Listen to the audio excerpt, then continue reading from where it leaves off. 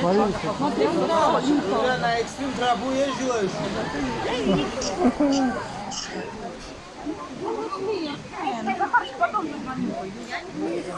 А ты пойдешь? Я боюсь высоты. Где? Вот это балкончик, это мост держит. А, там балкончики, это там можно достать вот. Пойдешь?